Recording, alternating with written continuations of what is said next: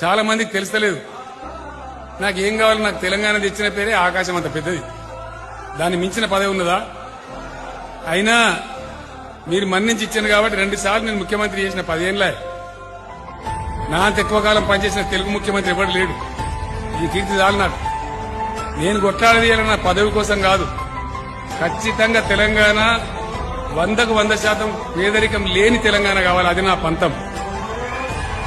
కేరళ రాష్ట్రం మాదిరిగా 100% అక్షరాస్యత ఉన్నటువంటి రాష్ట్రం కావాలి.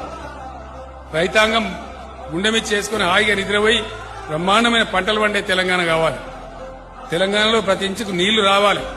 దానికోసం దండలాడుతున్నాం తప్పితే ఈ పదవి కోసం కాదు. నాకు ఇప్పుడు 70 సంవత్సరాల వయసు వచ్చింది. ఇంకేం కావాలి జీవితంలో? అందువల్ల దయచేసి మిమ్మల్ని కోరేది, పార్టీల వైఖరి, నాయకుల ఆలోచన సరళి అన్ని ఆలోచించే మీరు ఓట్లేయాలి తప్ప ఆగమై ఓట్లేద్దని మనం చేస్తా ఉన్నాం.